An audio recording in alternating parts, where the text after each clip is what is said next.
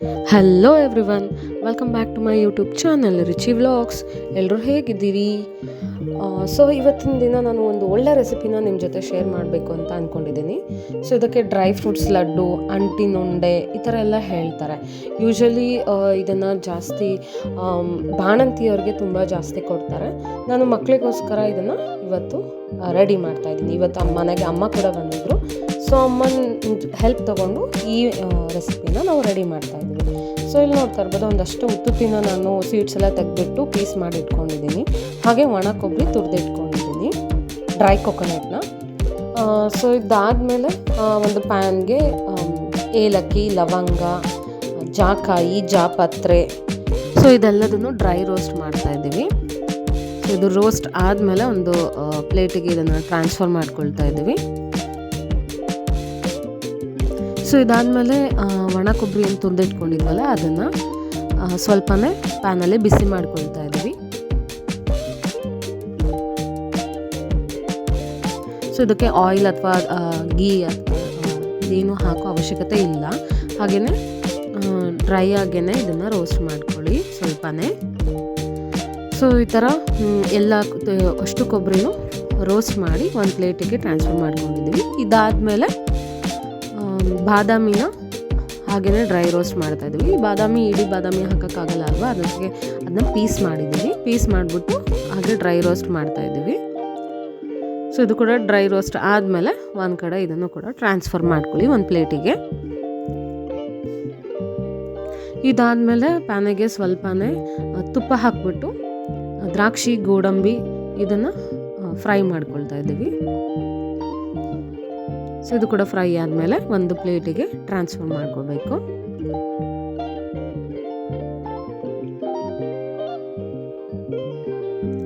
So ಇದಾದಮೇಲೆ ಅದೇ ಪ್ಯಾನಿಗೆ ಹರಳು ಅಂತ ಸಿಗುತ್ತೆ, ಅಂಟು ಅಂತಲೂ ಅಂತಾರೆ ಇದಕ್ಕೆ.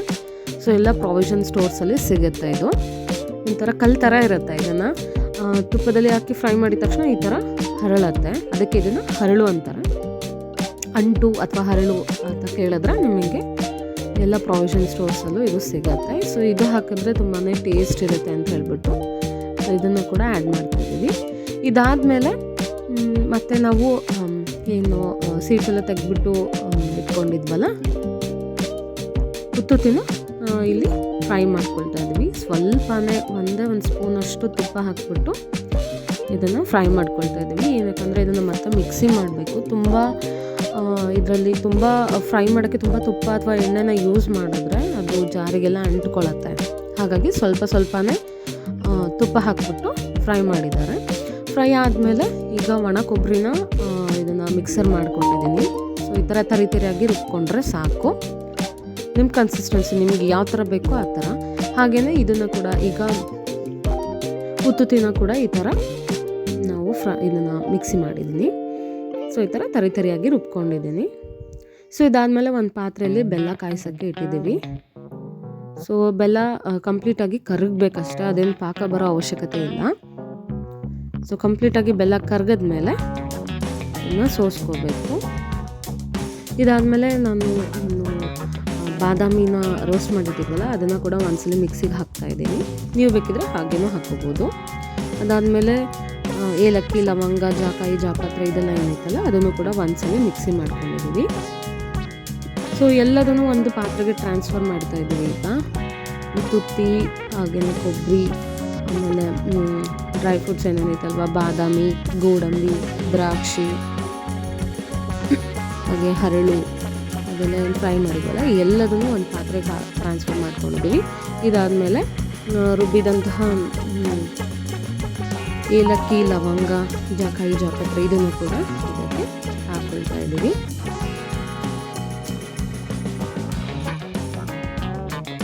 ಸೊ ಎಲ್ಲದನ್ನು ಹಾಕಿದ ಮೇಲೆ ಚೆನ್ನಾಗಿ ಅದನ್ನು ಮಿಕ್ಸ್ ಮಾಡ್ಕೋಬೇಕು. ಹಾಗೆಯೇ ಮಿಕ್ಸ್ ಮಾಡಿ ಆದಮೇಲೆ ಈ ಕಡೆ ಬೆಲ್ಲ ಕಂಪ್ಲೀಟಾಗಿ ಕರಗಿದೆ. ಸೊ ಇದನ್ನು ಕಂಪ್ಲೀಟಾಗಿ ಮಿಕ್ಸ್ ಮಾಡಿ ಆದಮೇಲೆ ಇದಕ್ಕೆ ಬೆಲ್ಲನ ಟ್ರಾನ್ಸ್ಫರ್ ಮಾಡ್ಕೋಬೇಕು. ನೀವು ಸ್ವಲ್ಪಕ್ಕೆ ಬೆಲ್ಲ ಹಾಕ್ಕೊಂಡು ಉಂಡೆ ಕಟ್ಬೋದು. ಇಲ್ಲ ಅಂತ ಹೇಳಿದ್ರೆ ಕಂಪ್ಲೀಟಾಗಿ ಅಷ್ಟಕ್ಕೂ ಹಾಕಿ ನಾವು ಮಾಡ್ತೀವಿ ಅನ್ನೋದಾದರೆ ಈ ಥರ ಅಷ್ಟಕ್ಕೂ ಬೆಲ್ಲನ ಟ್ರಾನ್ಸ್ಫರ್ ಮಾಡಿ ನೀವು ಮಾಡ್ಕೋಬೋದು, ಉಂಡೆ ಕಟ್ಬೋದು. ಸೊ ಇಲ್ಲಿ ನಾವು ಈ ಥರ ಸ್ವಲ್ಪನೇ ಬೆಲ್ಲ ಹಾಕ್ಕೊಂಡಿದ್ದೀವಿ. ನೋಡಿಕೊಂಡು ಕನ್ಸಿಸ್ಟೆನ್ಸಿ ನೋಡಿಕೊಂಡು ಉಂಡೆ ಕಟ್ಟಕ್ಕೆ ಎಷ್ಟು ಬರುತ್ತೆ ಅಂತ ನೋಡಿಕೊಂಡು ಬೆಲ್ಲನ ಹಾಕ್ತಾಯಿದ್ದೀವಿ. ಸೊ ಇಲ್ಲಿ ಆಲ್ರೆಡಿ ಉತ್ತುತ್ತಿನೂ ತುಂಬಾ ಸ್ವೀಟ್ ಇತ್ತು. ಸೊ ಹಾಗಾಗಿ ನಾವು ಬೆಲ್ಲನ ಕಡಿಮೆನೇ ತೊಗೊಂಡಿದ್ದೀವಿ. ಸೊ ನಿಮಗೆ ರುಚಿಗೆ ಯಾವ ಥರ ಬೇಕು ಅಷ್ಟು ಬೆಲ್ಲನ ನೀವು ತೊಗೋಬೋದು ಇಲ್ಲಿ. ಸೊ ಈ ಥರ ಬೆಲ್ಲನ ಒಂದ್ಸಲ ಮಿಕ್ಸ್ ಮಾಡಿ ಎಷ್ಟು ಬೇಕೋ ಅಷ್ಟು ಬೆಲ್ಲನ ಹಾಕ್ಬಿಟ್ಟು ಉಂಡೆನ ಕಟ್ಟಿದ್ವಿ. ಸೊ ಇದು ತುಂಬಾ ರುಚಿಯಾಗಿರುತ್ತೆ, ಹೆಲ್ತಿಗೆ ತುಂಬ ಒಳ್ಳೆಯದು. ಬಾಣಂತಿಯರಿಗಂತೂ ಇದನ್ನು ಕೊಡ್ತಾರೆ, ನಮ್ಮ ಕಡೆ ಎಲ್ಲ ಕೊಡ್ತಾರೆ ಇದನ್ನು. ಈ ಥರ ಪೌಡರ್ ಮಾಡಿ ಅದಕ್ಕೆ ತುಪ್ಪ ಹಾಕಿ ಕೊಡ್ತಾರೆ. ಇಲ್ಲ ಅಂತ ಹೇಳಿದ್ರೆ ಹಾಗೇ ಉಂಡೆ ಕಟ್ಟಿ ಕೊಡ್ತಾರೆ. ಸೊ ಇದಾದಮೇಲೆ ಇದಕ್ಕೆ ತುಪ್ಪ ಕೂಡ ಕರಗಿಸಿ ಹಾಕ್ಕೊಂಡಿದ್ವಿ ನಾವು. ಸ್ವಲ್ಪ ತುಪ್ಪನೂ ಹಾಕೋಬೇಕು.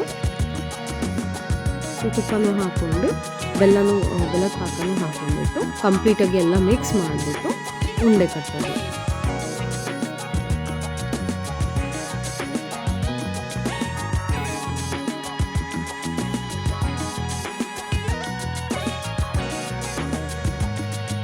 ಸೊ ಈ ಥರ ಕೈಯಲ್ಲೇ ಮಿಕ್ಸಿ ಮಾಡಿದ್ರೆ ಈ ಥರ ಉಂಡೆ ಆಗಬೇಕು. ಅಷ್ಟು ಬೆಲ್ಲ ಮತ್ತು ತುಪ್ಪನ ನೀವು ಆ್ಯಡ್ ಮಾಡ್ಕೋಬೇಕು.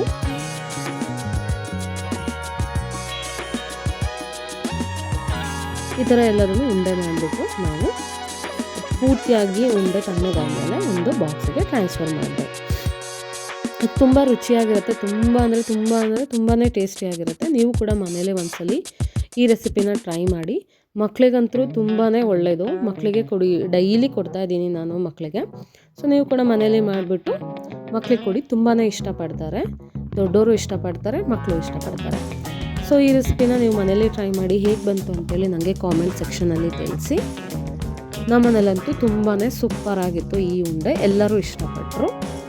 ಸೊ ಇದಿಷ್ಟು ಇವತ್ತಿನ ಈ ವಿಡಿಯೋ. ಸೊ ನೆಕ್ಸ್ಟ್ ವಿಡಿಯೋದಲ್ಲಿ ನಾನು ನಿಮಗೆ ಮತ್ತೊಂದು ಇನ್ಫಾರ್ಮೇಷನ್ ಜೊತೆ ಭೇಟಿ ಮಾಡ್ತೀನಿ. ಸೊ ಈ ವಿಡಿಯೋ ಇಷ್ಟ ಆದರೆ ನನಗೆ ಸಬ್ಸ್ಕ್ರೈಬ್ ಮಾಡಿಕೊಂಡು ಕಂಪ್ಲೀಟಾಗಿ ವಿಡಿಯೋ ನೋಡಿ ಸಪೋರ್ಟ್ ಮಾಡಿ. Thank you.